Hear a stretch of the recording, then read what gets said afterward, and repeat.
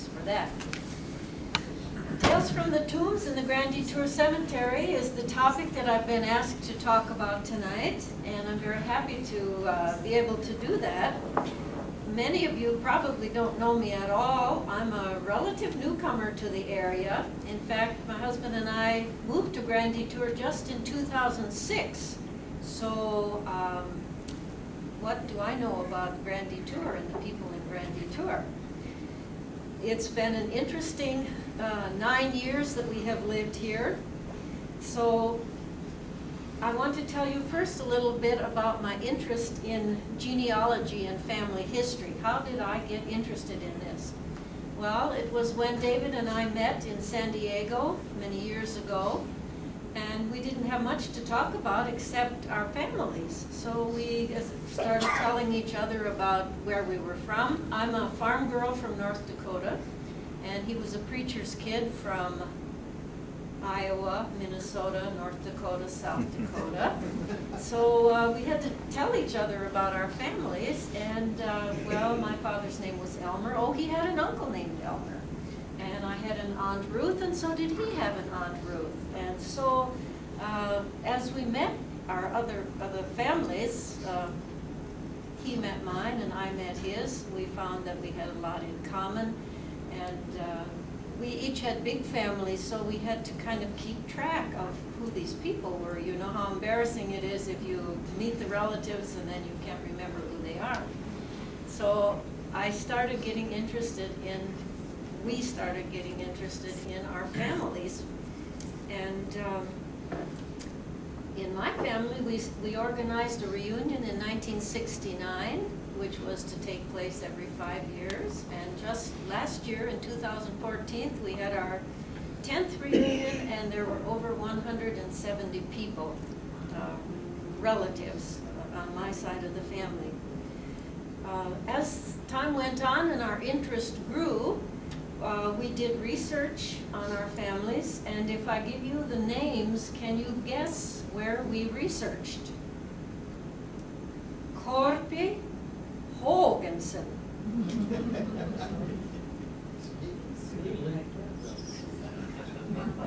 Sweden, Finland it was at the time, and Norway. How about Richman, Bruns, Bartels, Nerge, Germany. And on David's side, it's Nelson, Oscarson, Olsen, Peterson, Halverson, Eriksson, and the name that he really should have is Rucke. But when his grandpa came, the person at Ellis Island didn't quite know how to write it, so he said, "What's your father's name?" And Grandpa Nick said, "Nils, you will be Nelson." So David is a Nelson, and he should be a Rucke. So, interesting always, family history and genealogy. 2006, as I said, we came to Grand Detour, and the realtor who sold us our house gave us a gift. And the gift was Dwayne Paulson's book. And so we started reading it, you know, what can we learn about this new place that we're living in? And oh, it was very interesting. And then we actually got to meet Dwayne, and we commented on how interesting the little village was and how much we enjoyed it. And he said, well, quote, I think, "If you want to learn about Grand Detour, you have to go to the cemetery." So he promised to take us up to the cemetery and tell us about the history, which, by the way, he never really did, but it came through. She knows more about it now than I do, I think. And then the house that we bought in Grand Detour was right across the street from St. Peter's Church. And since we lived across the street from St. Peter's Church, we were asked, wouldn't you like to be on the board of St. Peter's Church? And so we joined the board. And then as dealing with antique buildings and old structures, there needed to be some fundraising. So we said, what can we do to help the raising funds for the St. Peter's Church Preservation Committee? So then I thought, well, cemetery, learn about the village, connection to St. Peter's Church.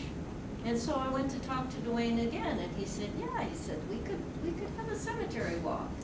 And so he suggested some of the people from Grand Detour buried in the cemetery, and he wrote up some little vignettes about the people that we might have. So St. Peter's Church Preservation Committee had a cemetery walk in 2009, and it was well attended, and everyone enjoyed it very much, even those of us who worked on it as well. We had another one in 2010, the next year, because there was quite a lot of interest. Then we said, well, let's skip a year. We had another one in 2012, always with the help of Dwayne, helping pick out who the personalities would be, because of course, as newcomers, we didn't know Smith from Jones. So, Colleen, if you can put up the first slide, I think we will see the Grand Detour Cemetery. And now if you can turn off the lights, we'll be able to see it better.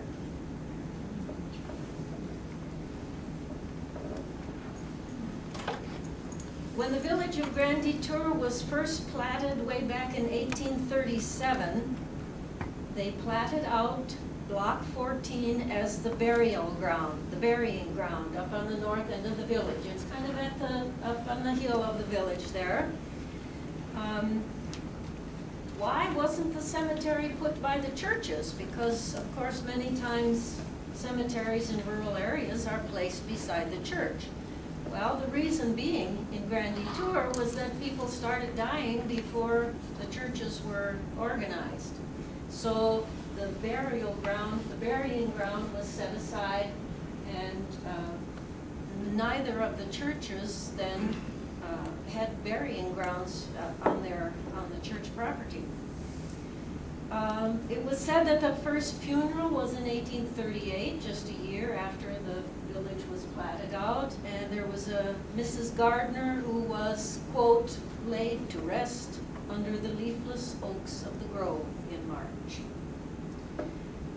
Then, in 1845, John Deere was one of those who helped form the Cemetery Association. And the reason that they formed this Cemetery Association was to enclose the burying ground, put a fence around it, because I'm sure there were animals and different things that they wanted to secure the area. And so they formed the Cemetery Association and fenced it in, and they wanted to make it a decent place. When the Cemetery Association was founded in 1845, you could buy a double lot for $10, and a double lot is 12 graves. Single lot for $5. Today, the cost of buying a single lot for cremains is $300. That's for one person, one remains. Then of course you have to pay to open and close the graves too. In the 1900s then, there was another cemetery association that was founded in 1919, and from the very beginning, local people have been involved with caring for the cemetery. What you see on this picture on the left side of the sign is what we call the old part of the cemetery, and on the right-hand part, we who live in Grand Detour call it the new part of the cemetery, and that new part was added in 1938 when the grandson of the founder of the village decided to deed that or give that property to the cemetery.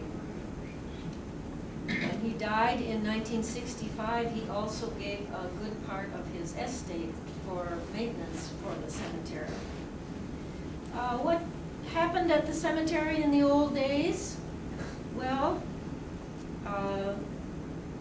events were cutting the grass to make hay, burning off the dead grass, and cleaning up the cemetery for Decoration Day. There are about 1,700 graves in the old section, and about 1,600 in the new section. There are, of course, veterans buried in our cemetery in Grand Detour.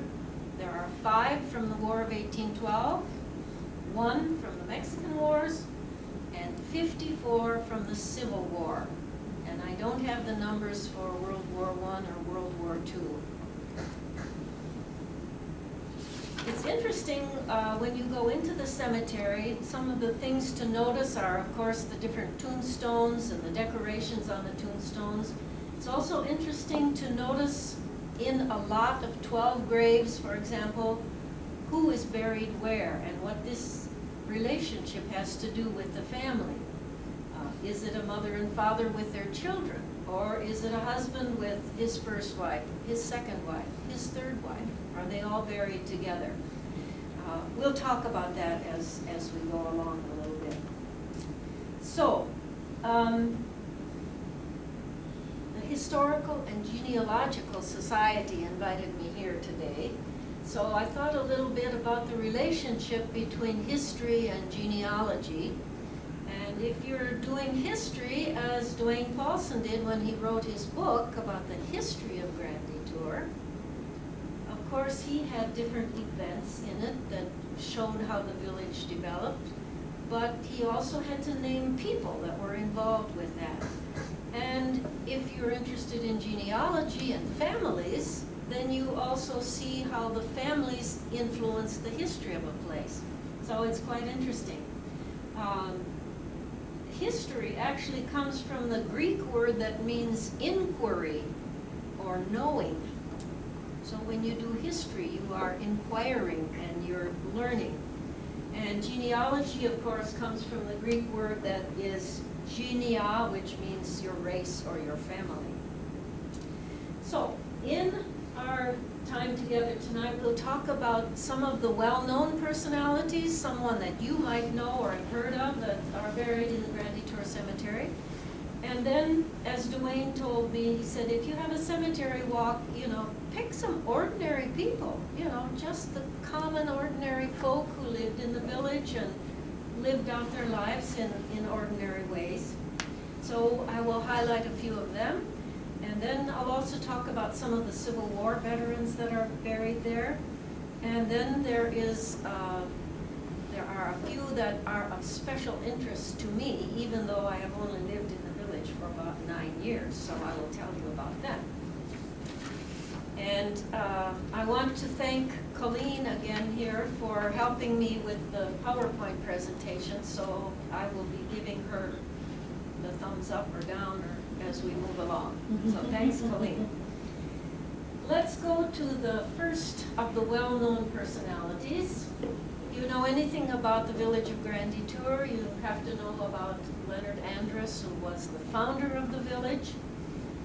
He played a very important role, and if you go to the cemetery, the tallest obelisk belongs to Leonard Andrus and his family. When we did the cemetery walk, Wayne portrayed Leonard and Becky portrayed his wife, Sarah.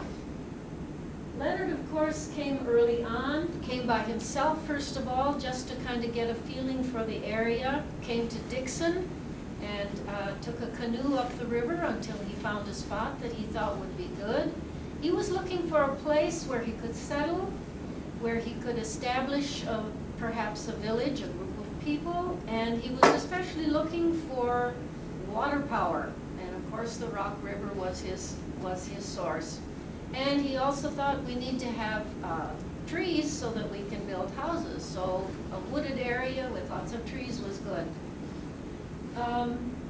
Andrus married the daughter of one of the first settlers who came to. Her name was Sarah Ann Bosworth. She was younger than he was. They had 3 children, and she died early. He died not too much longer, and her mother, who is buried, you can see the stone right there to the right, her mother kind of raised the children as time went on.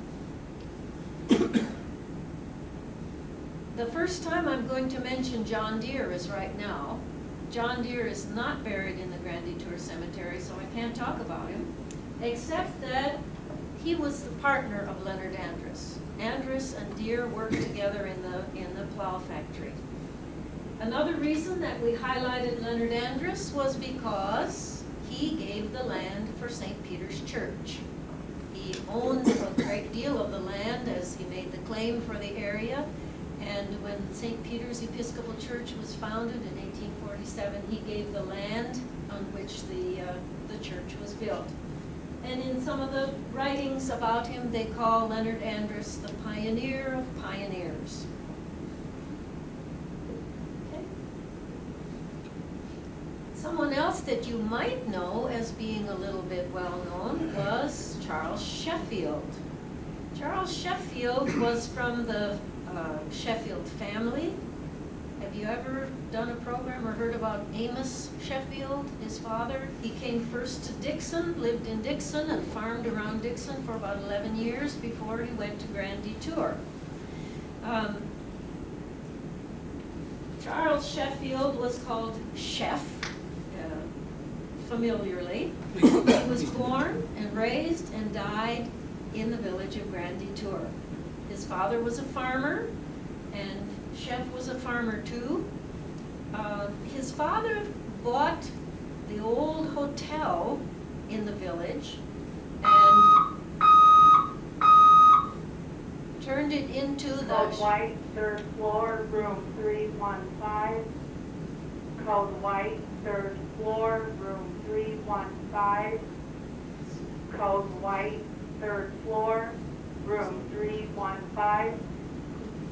That just means they want extra nurses in the room.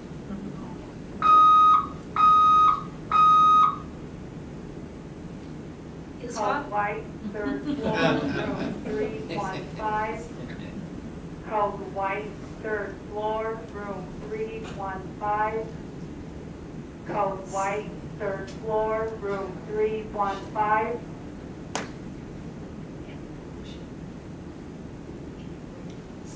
Okay, we'll try again. Colleen, if you will show us the next slide. When we did the cemetery walk, there is Chef and his wife Lottie, Bob Logston and Sharon McLean. When Charles' father died, then Chef and Lottie took over the Sheffield Hotel. And it was quite an establishment. They did good business there. I want to read from the Dixon Telegraph something about the Sheffield Hotel. And by the way, all that remains of the Sheffield Hotel today are the two outhouses. They're still standing at the back of the property. Don't try to use them. No, don't. The hotel actually burned down. But here's what it said about a visitor who was describing Grand Detour. 2 hotels are necessary to accommodate the crowds who stay there all the time, as well as care for the great number of transient visitors. The Sheffield Hotel alone has frequently entertained 500 at a single meal, and seldom has less than 50 at any meal. The Sheffield is a large frame structure located near the riverbank. It is well furnished and comfortable. The Grand Detour air prevails, for the old-fashioned way of serving is observed. Everything on the bill of fare is put on the table, and one can have something of everything, and there is an abundance of everything, and no one ever goes away not satisfied. So, Grand Detour had the first all-you-can-eat buffet, the Sheffield Hotel. When Chef and Lottie retired from the hotel, they sold it to Mr. Wells, who was the father of Orson Welles, whom some of you may know. And Orson Welles owned the Sheffield Hotel when it burned down in 1928. In finding out about these people, as I said, Dwayne gave us the little kind of the vignette about them, but then even after the cemetery walks, then I thought, oh, what more would be interesting to know about Sheffield Hotel? Of course, then the Genealogical Society has all the old newspapers, and I looked up the obituary for Chef. And this you will find interesting too, the detail of the obituary in 1932 for Mr. Sheffield. Mr. Sheffield, known to his countless friends as Chef, had been in failing health for a long time, and his family knew that his condition was not good. But his death coming so suddenly was a great shock to his wife and other relatives. He had apparently felt well all day, had eaten normally, and was in his usual good spirits. At 7:30 he got up from his chair in the living room and walked to a bedroom, and his step was firm, and he gave no indication of anything being wrong. But he had been in the room only long enough to pull on the electric light when Mrs. Sheffield heard him fall, and she rushed to his aid. He died almost instantly. It would do a lot of description in telling about Sheffield. Okay, Colleen? Stan Hack is buried in the Grand Detour Cemetery. And he is, of course, probably the most recent well-known person, a sports figure. Many of you may have known Stan Hack, and many of you may have dined in the Stan Hack's Landmark restaurant in Grand Detour. Stan Hack was known as Smilin' Stan of the Chicago Cubs. He played for the Cubs for 12 seasons, and he was in 3 pennant winners for the Cubs. He batted .301 in 17 seasons. Pretty good. If you go to the next one, this is his grave in the Grand Detour Cemetery in the new part. He died in 1979. Mike Veneer portrayed Stan Hack, and Mike did it very willingly because he grew up with Stan Hack's sons. So he knew a lot of interesting little vignettes about Stan Hack. The Stan Hack's Landmark restaurant was in a building that you may recognize every time you drive through Grand Detour as you're going toward Oregon. It's on the right. It's a limestone bottom with a wooden top. And it was the place of Stan Hack's restaurant there. It was built originally, I found, for the Andrus Deer Plow Factory workers, a place for them to live. And in 1877, it was turned into a cheese factory. And then it has been a restaurant and various other things. Stan ran the Landmark from about 1960 till it burned in 1985. No, he wasn't, he didn't own it at the time it burned No, out. that's right, I have here. He Right. died in 79 and it burned in 85, so he was not the proprietor at the time that it burned. Okay? If you are into art and Grand Detour, art being part of the history of the town of Grand Detour, the artists that lived there, you might have heard of Fred Garner. He came from Canada and went to Chicago where he was a commercial artist. He worked for the Chicago Tribune and the Chicago Daily News, so he was right up there as a commercial artist. He also designed advertising artwork for Arrow shirts and Webley ties. So he had a good business going there. But then he and his wife came to Grand Detour and settled in the quiet of the village. He bought a house that was right next to the river, and he called it House Home. House was the name of the person that probably built that house. And Holm is a Swedish word for a place by the river. So Hausholm was the name of his place there.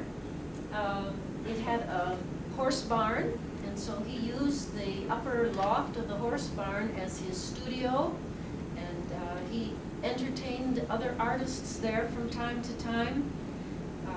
The loft was his studio and his gallery, and it still is today. It's the house of Bill and Lucy Lefevre. And Bill Lefevre has some artwork up in the loft today. In the 1950s, Fred Garner did a series of paintings of watercolors, right? Watercolors in the village of Grand Tour. So he painted a lot of the houses, and it's very interesting for those of us to live there to see Fred Garner's rendition of the house that we live in now and what it looked in the 1950s. Scott Shepard portrayed Fred Garner. He was also very, as an artist, he wrote some books on landscape painting and painting of trees. So the picture that you see there is actually one that Fred Garner painted. And Fred Garner is the only member of the old art colony that's buried in our cemetery in Grand Tour. And other artists, but they all went somewhere else for their burial. Okay, another person that you might have heard of, at least you might have heard the name, Chamberlain. Does Chamberlain have anything to do with Dixon? What? Street. Chamberlain Street, yes. Why was it named for Chamberlain? Do you know? Well, maybe I can tell you a little bit about it. Cyrus Chamberlain had the title in front of his name as squire. And of course, a squire is someone who owns a country estate or is the principal landowner in a village or a district. And Squire Cyrus Chamberlain came early to Lee Ogle County. The time he came, it was Ogle County, right, Dwayne? Still Ogle County? Until 1839. Until 1839. He came in 1835, about the same year as Leonard Andrus, but he bought land across the river on today what is known as Lost Nation Road. If you go out Lost Nation Road, you can still see the house that he built there. He was an early leader in area politics and legal affairs. He helped draft the constitution of Grand Tour's Claims Association. You know, the Claims Association had to be organized so that people could protect their claims against the claim jumpers who came and said, oh no, I have this land, I did it before you did, and so on. So Cyrus Chamberlain was on the Claims Association, and he was one of the first Ogle County commissioners, 1 out of 3, who decided on the boundary between Ogle and Lee County in 1839. So his farm, his house that he built, is on the side, the Lee County side of Lost Nation Road, and the other side is Ogle County. He was also early on a member of the Abolition Society and the Grand Tour Temperance Society. All of those things were kind of important at that time. Cyrus was one of 5 grand jurors in Lee County, so he was very involved in civic affairs. There are 3 houses that you can still see that Cyrus Chamberlain lived in. The one is out on Lost Nation Road, or Flag Road, I should say. Flag Road, Lost Nation Post. And then in the village of Grand Tour, right across from the city hall, there's a red brick building that he built in 1850 when he moved into town. And then there was one other smaller residence in the town that he built for his 3rd wife. And he also built the red brick church that still stands in Grand Tour, and it's right across from his red brick house. He built it, they said, for the cost of $4,000, and that was in about 1850. And it was the M.E. Church. If you see it today, you can still look up at the top of it and see M.E. Church in memory of C. Chamberlain. Some of you might know it as the old ice cream parlor and the Illini Theater, or the dance hall and so on. So it went from being a church to being an empty building, and then I'll tell you about the man who bought it and turned it into a place for dances and eating and so on. So Squire Chamberlain is buried in the cemetery. I kind of was interested in that tombstone too, because on this side you can see Chamberlain. On the left it says Harrington, and graves are all clustered around it, and it's Cyrus and his wife and one son buried in one part of it, and on the other side where you see those little mounds, that's his daughter and her family are all buried there too. So it's the Harringtons and the Chamberlains all together. But unless you know how they're related in family genealogy, it doesn't make much sense. Cyrus lived to be very, very old. He was at one time the oldest person in the village, Squire Chamberlain. Married 4 times. Okay, now let's go on to some lesser known personalities, the village of Grand Detour. Dwayne said, please don't forget that we have women too that are married there. So, he said, how about Frances Wakenight? Well, here is dear Frances. She was a lifelong resident of Grand Detour, born and raised and died in Grand Detour.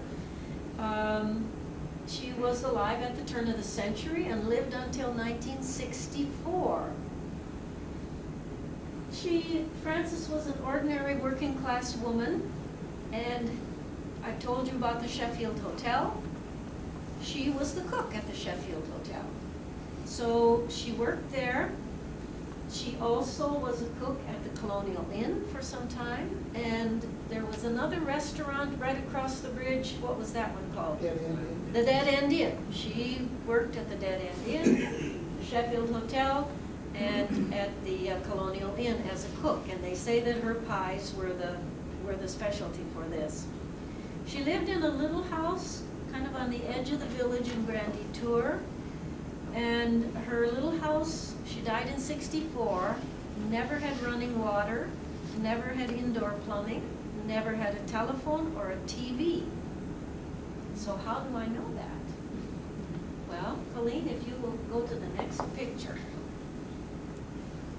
Frances Wakenight was to be on the second cemetery walk, and so what can we find out about Frances? Well, she was a cook, so she's there, Frances, and then on the right-hand side is Lottie Sheffield from the Sheffield Hotel, who they worked together, of course, in the kitchen. And on a chance, I looked up her obituary, Frances Wakenight's obituary, and she said that the obituary said there was a daughter who lived in Rockford. So I went to the Rockford telephone book and looked up, are there any Dusavage? Any name of Dusavage? Yes, there were some Dusavage names. So I called and I said, are you any relation to Frances Wakenight? Well, yes, they said, we are. That was our grandma. And I got in touch then with the lady in the middle, Beverly. Beverly is Frances's granddaughter. So I said, Beverly, could I talk to you about your grandmother?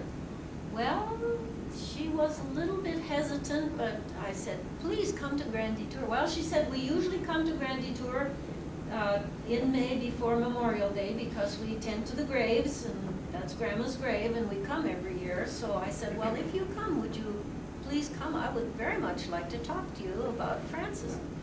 So she came, and we sat in the patio and talked a lot, and Beverly, of course, was the one who told about where her grandmother lived. I didn't know that. We went by the house, and she's the one who said no TV, no running water. She never had anything like that. But we lived in Rockford, and we came out on the weekends. So we knew Grand Detour, and we knew about Grandma. And as we were driving around, and she says, and that's where her sister lived. And she said, oh, by the way, her sister's husband committed suicide in that house. So she had all kinds of up-to-date information. And then I talked to her on the phone once or twice, and she told me that she had told people that we were going to have her grandmother on the cemetery walk, and some of her friends had told her, be careful now. You don't know what they're going to do. You don't know what kind of information they're trying to get from you. So we reassured her that there was no ulterior motive in wanting to talk to her. So on the day of the cemetery walk, this is Beverly with her adopted grandmother there. And I wasn't there at the time, but those who were there when she came to listen to Frances Wakenight's portrayal, they said that the tears were just streaming down her cheeks as her grandmother was honored in that way in being in the cemetery walk. So, an ordinary person, a cook, who lived in Grand Detour. Okay? Another unknown person for most of us, I'm sure. His name was Emery Cherry. He was born during the Civil War, but he never saw his father because his father died in the Civil War. So when his father, Sidney, went off to war, Mom was pregnant, and Emery was born, and Sidney died in the war, and he never got to see his father. Dwayne said, let's choose Emery Cherry because he was kind of a figure in the village. He was an orphan. He was orphaned when he was about 7 years old. His mother had died, and his stepfather then took care of him for a little while. But by the time he was 15, he was out working for other families, and one of the families that he worked for, I'll be talking about a little bit later. Everything is interwoven, of course, here, you know. And also, we talked about the Sheffield Hotel. When Emery was maybe 15 or 20 years old, then he got a job working at the Sheffield Hotel. So he was the handyman at the hotel. He fed the chickens, he did the laundry, and his connection to St. Peter's Church is that he herded chef's cows over to the church lawn to mow the grass over there. He lived in what some might call a little chicken house that was next to the town stable. You know where John McLean lives? Okay, that was the town stable, that stone building, and Chef helped his cows in there. And next to that stable then was a little, kind of like a little chicken coop, and that's where Emery lived all by himself. He was alone, and he lived there.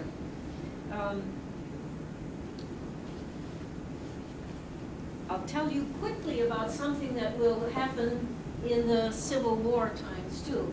Here you see Emery. If he was an orphan, you see the tombstone to his right. Who gave him that fancy tombstone? And there was a flower there on Memorial Day. So who, no relatives anyway. In the obituary it said no living relatives for Emery Cherry. Pat? We've had folks in researching that family, there was a young gal in Cal. I'm on to that. That's Okay. what I'm gonna try to tell you then. All right. So, I thought, well, who would have done that? And to the right, then you see a gravestone that has fallen down and is cemented into the grass there. That's his mother, who was born, who is buried there. And to the right of the gravestone, there are two more slabs laying down, and these two slabs have Civil War stars by them. So we found out that his mother Martha was married 3 times. First husband was James Cherry. He went to war and was killed, and he is buried at the Perryville battlefield. And when I heard that, I thought, hey, I went to the Perryville battlefield one time. I know that huge area there. So the first husband is buried in the Perryville battlefield. The second husband, Sidney Cherry, the brother, she married the brother. He also died in the Civil War, and he is buried in Georgia. So, the third time she married a Samuel Owen, and Samuel Owen bought this plot probably because when he married Martha, their daughter died, so the daughter was probably buried first. And he had a place for Martha and Emery and the two Civil War veterans. So Samuel, the third husband, is not buried there, but he bought the plot and he had the gravestones put in for the first two husbands. So then, another interesting story. In the obituary said no living relatives for Emery Cherry. I got a telephone call one day and a lady said, I'm from Mount Morris. I hear you're having another cemetery walk. Who's gonna be in it? I said, well, we're gonna do this and this, and we're not gonna repeat. And then I said, oh, and there'll be, you know, an Emery Cherry. You know what, she said, he's my relative. And she had done research on the family. Like I say, Emery's mother was married 3 times and had children with all. Martha was her name. Martha's father was married 3 times, and there were many children, and that was the Fletcher family. So there are Fletchers and 20, or she said there are 20 or 30 relatives buried in the Grand Detour Cemetery. They're all related to Emery Cherry. So, anyway, that was interesting. And as I say, he was a handyman and well-known in the village, worked for the Sheffield Hotel. Okay. William Flick, it says on this tombstone, again, he straddled the 2 centuries, 1772 to 1960. Bill Flick was a Pine Cricker, which means he was born in Pine Creek. And from very early on, he worked with his hands. He was a manual laborer. He did farm work when he was young for $2 a month. And he did some blacksmithing at one time. He was a farmer. When you look in the census reports, you can find Bill Flick, and his occupation was blacksmithing, farmer, drill press operator, general contractor, road inspector. But the reason we put him on our cemetery walk is because he was a clammer.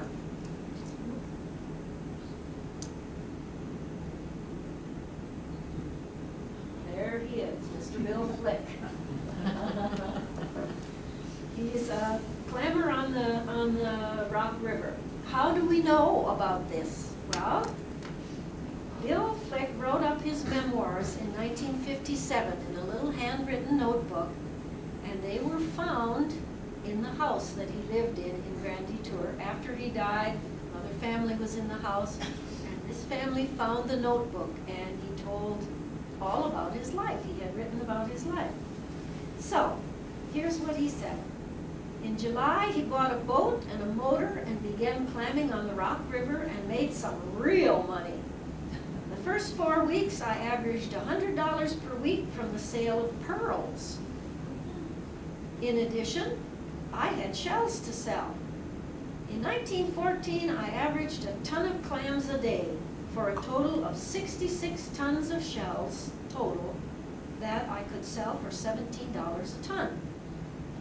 And as you can see here, what the clammers did, they rigged a vat over an open fire pit. They put the clams in there with a little water, covered it with a piece of canvas, and steamed the clams until the shells opened. Then they could pick out the meat with a fork. They said the meat was only good for feeding to the pigs, so that was nothing. But the shells, of course, they could sell, and then they looked for pearls. Another connection with the pearls. Remember Frances Wakennight, the cook? Her husband was a clammer too, and he found a pearl and gave it to his wife Frances, and Beverly, the granddaughter, now has that pearl ring, clamming in the Rock River. By about 1917, the clams were getting scarce, and by the 1920s, the clamming was pretty much discontinued. Ashley Hewitt is buried in the new part of the cemetery. Ashley Hewitt was a Chicago dentist, so why was he buried in Grand Detour? What was his connection there? His mother married a Fox, his father's second wife was a Foxley girl. So after his father died, then he would come out to Grand Detour in the summertime with his mother. Her name was Clara Foxley Hewitt. They spent the summers in Grand Detour, and sometimes he was called the summer mayor of Grand Detour because he came out and had a good time there. In 1909, he bought the Methodist Episcopal Church, the one that Esquire Cyrus Chamberlain had built. There was no longer any congregation in it, so he bought it, and he wanted to turn it into a place for entertainment. So in 1910, he had the first dance in the Illini Hall, he called it. He took out whatever was churchy about it and made it into a dance hall. The first dance in July, there were 300 people that came to his Illini Hall. How did he get people there? Well, he made arrangements with the people in Dixon to have a ferry that would come down. Of course, this was before bridges and so on, so he had a ferry that would, or a boat that would pick up the people in Dixon, bring them to Grand Detour, stay for the dancing in the evening, and then the last boat would return to Dixon about midnight. Bridge was there already. Yeah, that's right. The bridge was there, but to make an evening of it, they had a boat ride to come. I think the bridge came in 1901, and 1909, 1910 was when Dr. Ashley Hewitt had the things there. He had an ice house built at the back of the church, so he was the first one in Grand Detour that could have ice cream in the summertime. And some of the ice cream favorites that they could get were the Grand Detour or the Charlie Chaplin for 25 cents. And there was a special fancy ice cream dish called the Wireless Message for 35 cents. On that first opening night, or on opening night in 1911, 60 gallons of ice cream were consumed by the customers.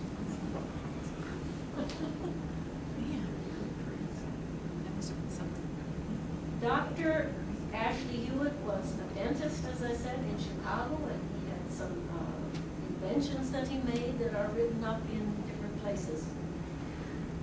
One interesting thing about the church that he turned into the hall was that the granddaughter of Squire Chamberlain, who had built the church, when she found out that it was going to be used as a dance hall, she said, "Never, never, never." And so she took off the stone that was up at the top that said M.E. Church in memory of Cyrus Chamberlain. And she said that it would be removed as long as the building was used as a dance hall. But now it's back there again, so. Okay. Dr. Hewitt, Chicago dentist, the summer mayor of Grand Detour. We chose Alfred Parks from Grand Detour, died in 1963. His wife was Sadie Sen, and there are still Sens around the area, so she was from that family. They came from out of state. Alfred was a farmer, and on the next picture you will see, if you can look closely behind that, there's a map of where he had his farm. His farm was right down at the end of Canal Street.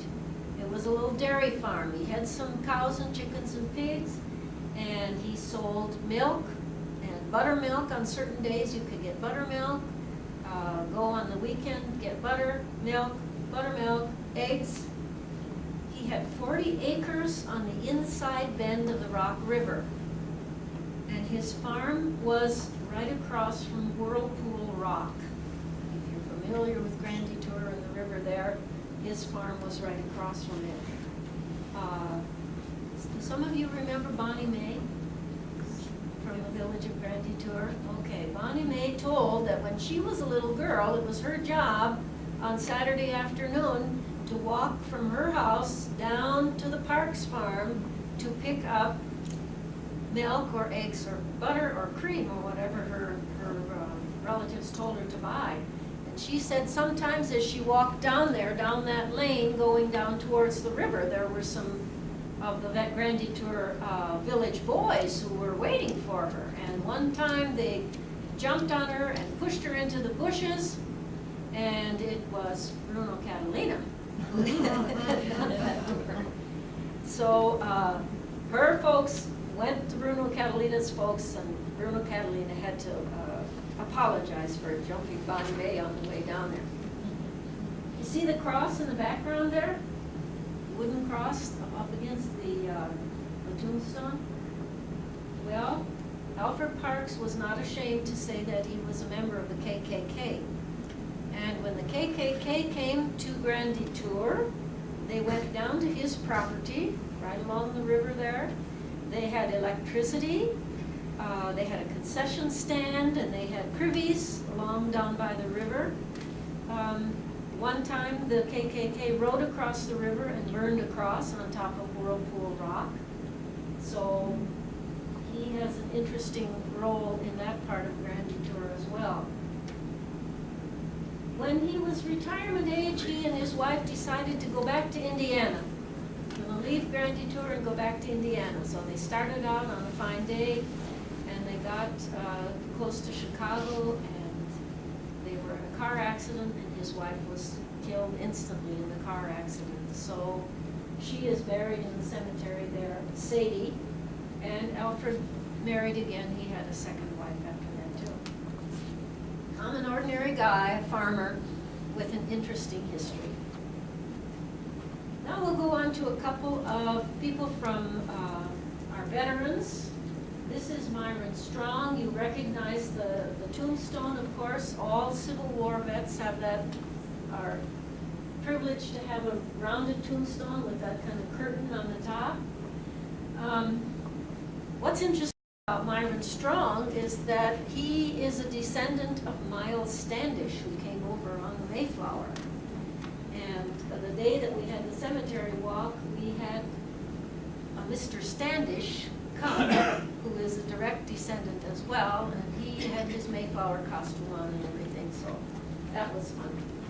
But Myron Strong, the family came from New York about 1848, and again, the whole family came, the brothers Strong. It was Myron and Marvin and Darwin and some others, and 4 strong men. They had this in their family history. 4 strong men married 4 fellows women. So 4 brothers married 4 sisters and came west. He enlisted in 1861 in the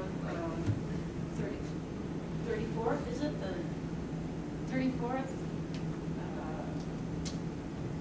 Illinois Volunteer Infantry, Company F of the 34th Illinois Infantry, and he fudged on his age because he was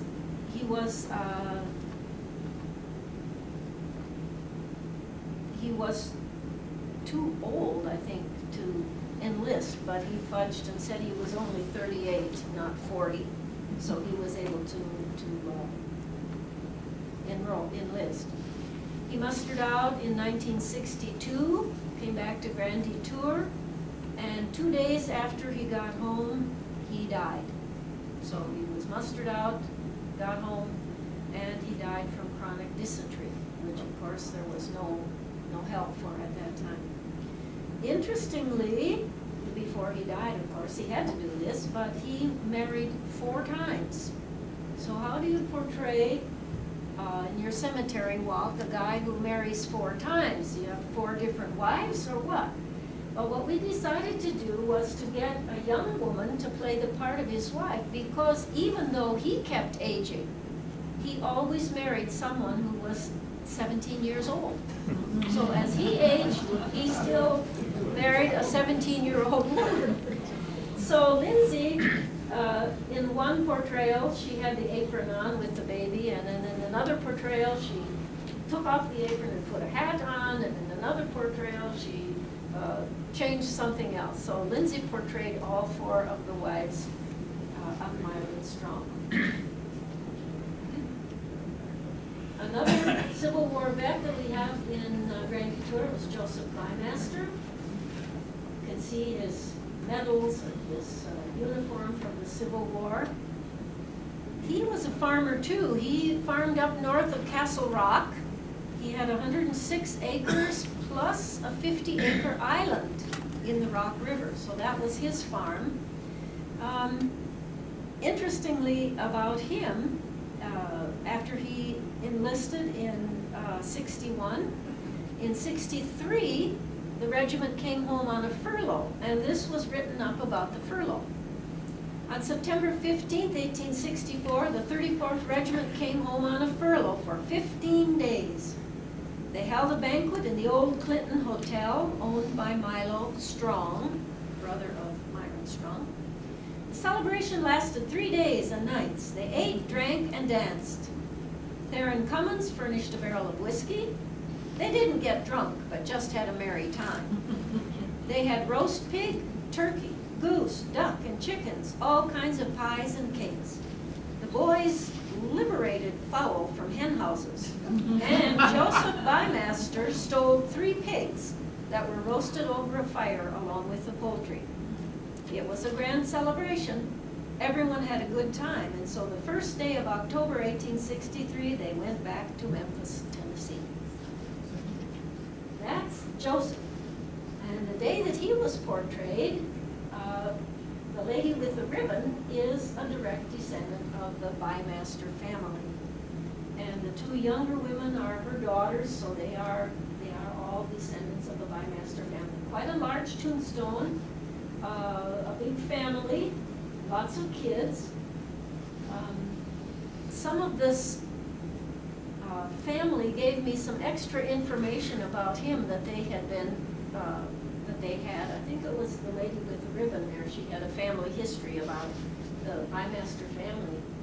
And when he came back from the war, this is what his wife said about him.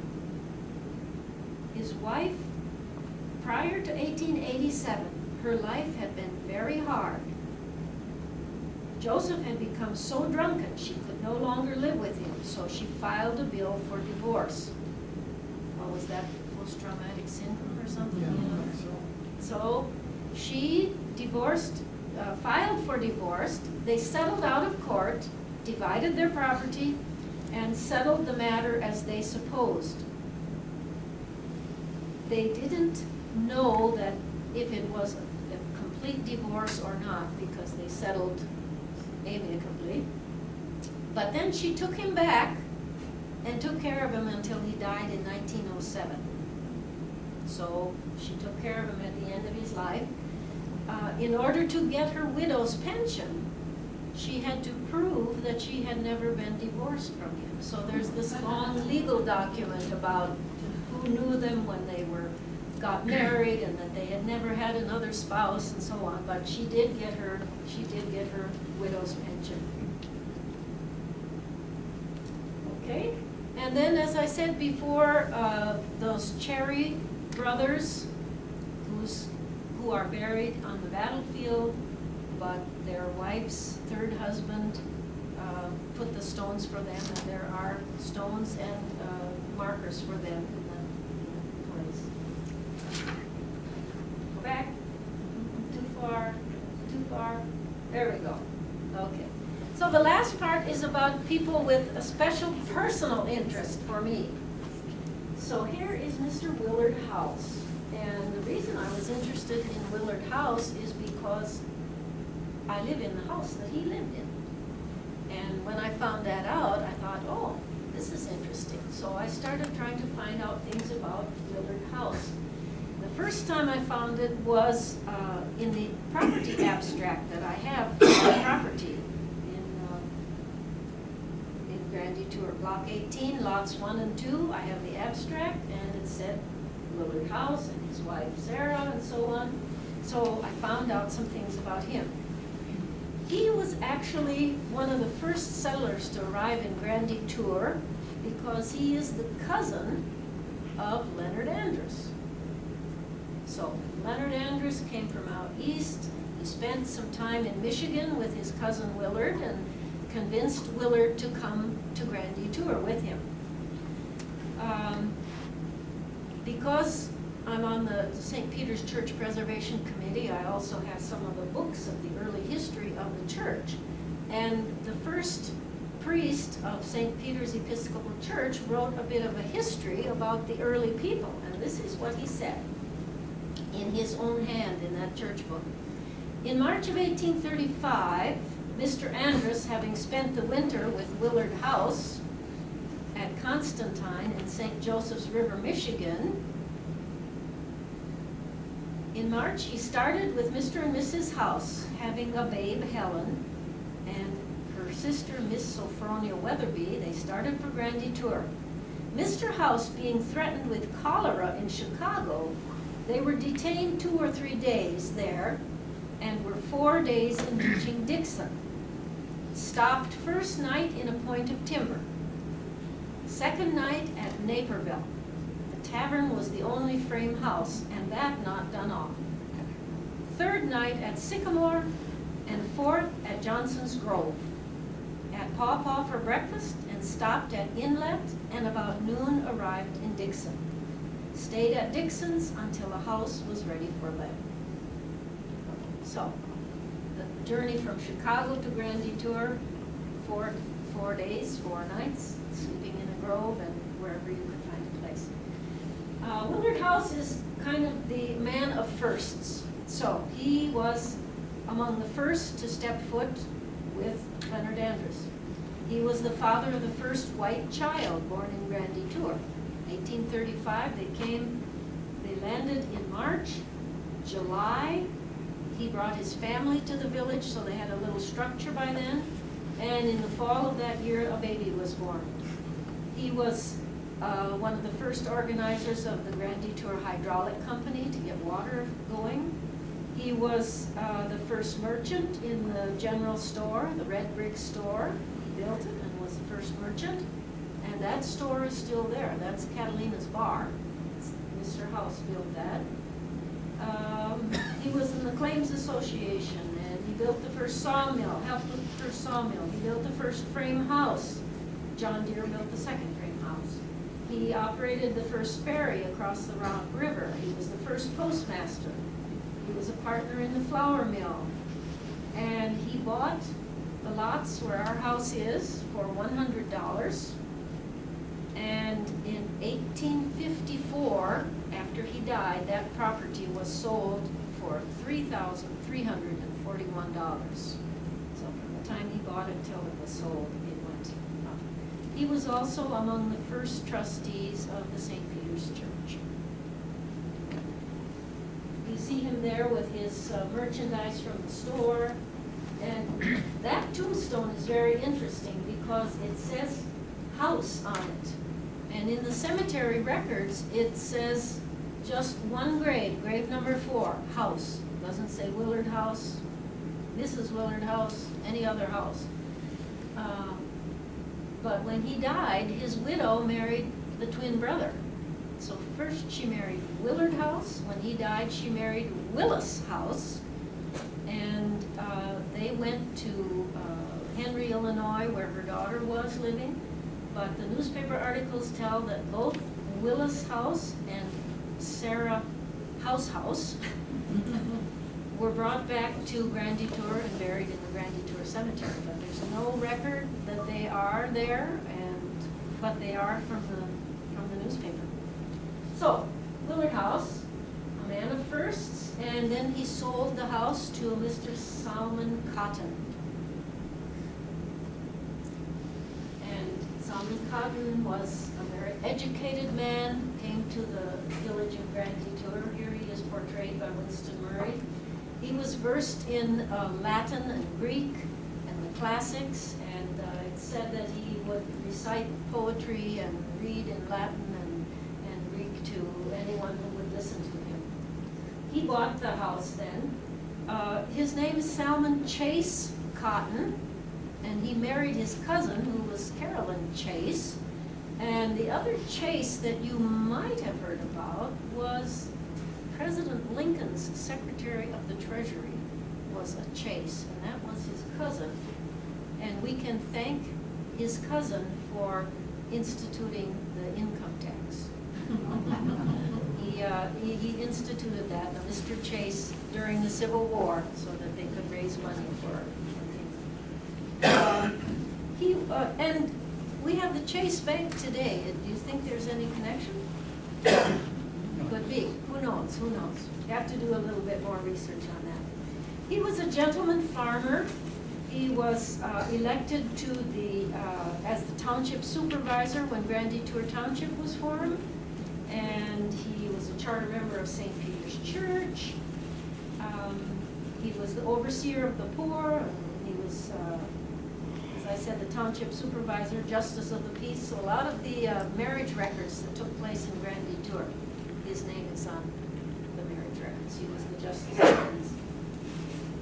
Something that I found interesting about Mr. Cotton, when his wife died, they had no children, and so he needed someone to take care of him. So he had a friend, her name was Esther Sawyer.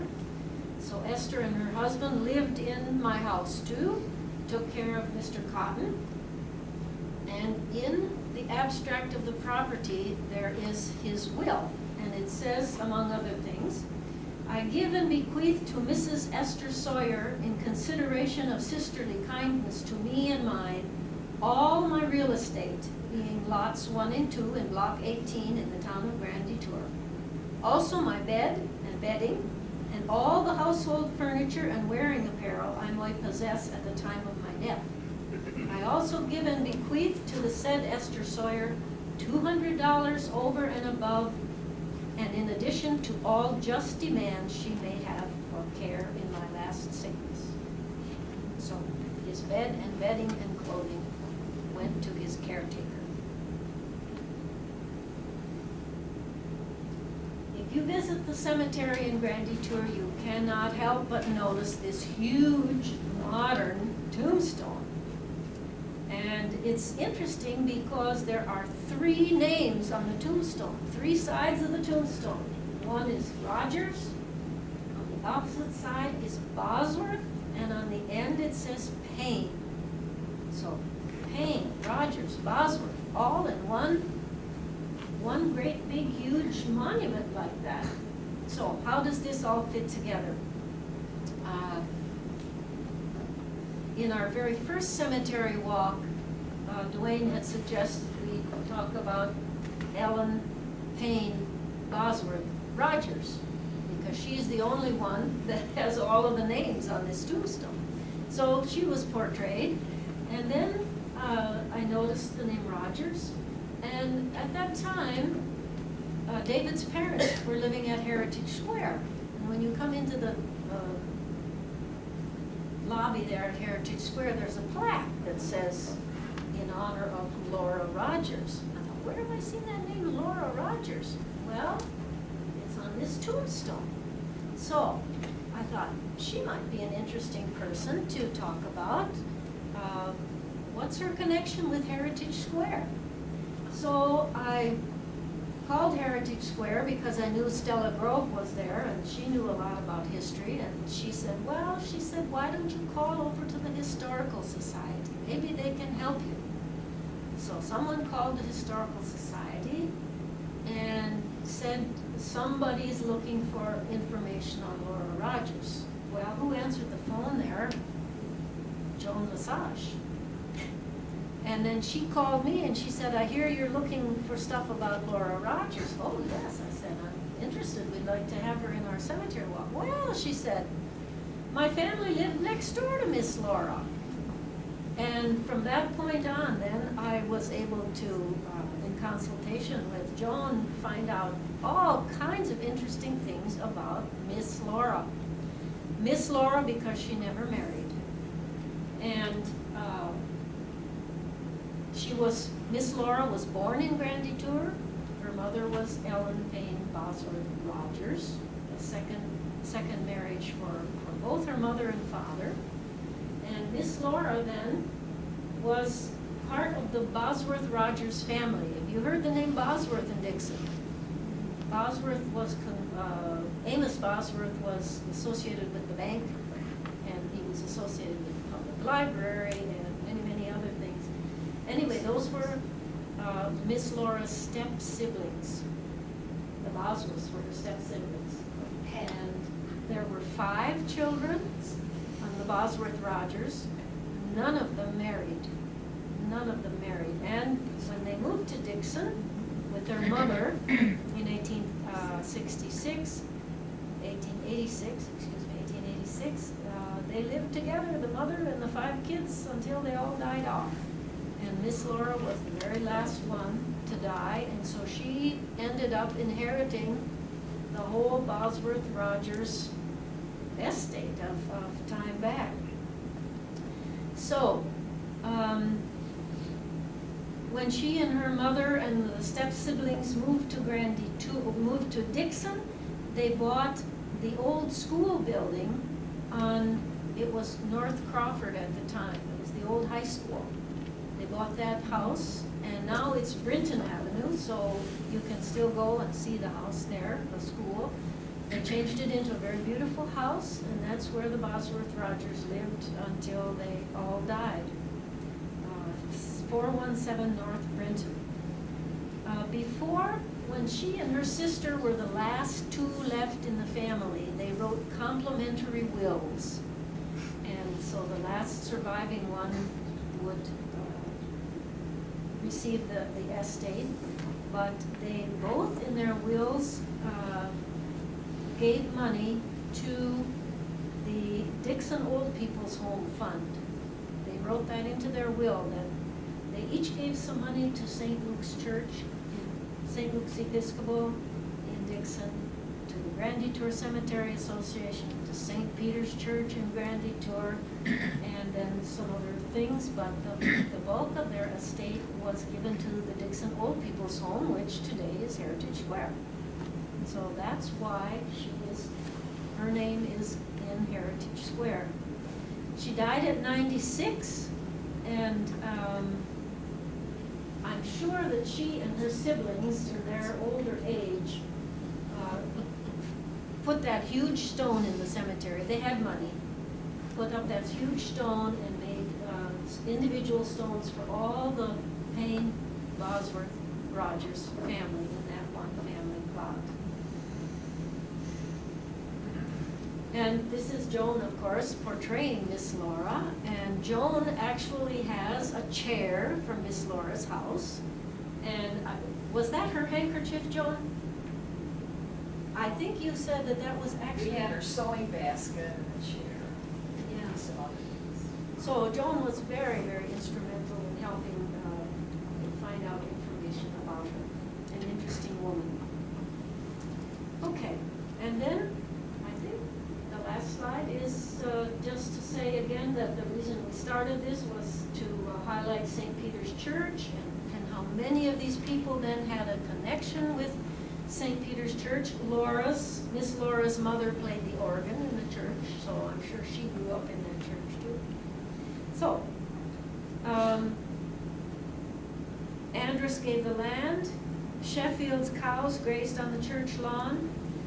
Fred Garner, the artist, was the custodian when the church was in bad repair. Willard House lived next door to the church and one of the first trustees of the church. Solomon Cotton was a relative to the bishop who was in charge of founding the church. And so there were connections all around. One last one that I just found recently, a connection about Grand Detour that you might be interested in. There is a famous person that everybody will recognize whose grandmother was born in Grand Detour. Julia Child, his grandmother, was born in Grand Detour, probably in the house that is the John Deere gift shop. It's from that Dana family, the Julia Child. Her great-grandfather was William Granville Dana, and her grandmother was Clara Dana. Probably worked at the Sheffield House. Yeah, maybe they worked at the Sheffield House, I don't know. Okay, once again, thank you for Dwayne, for all of the Can I introductory mention stuff. something here? Sure. Just one quick point. Grand Tour is a very high-tech place. When I was working on the book, I went up to the secretary of the Cemetery Association to get information. I came home with 3 crumbling boxes with all of the records back to 1845, so we're really a high-tech place. Okay, so thanks again, and if you have any questions? Oh, and I have kept doing my research in history and genealogy, and I have about, I think, 44 of the families of Grand Detour that are families that I've been working on. And this, of course, will go to the Genealogical Historical Society too, so one puzzle after the other. Thank you. Thank you.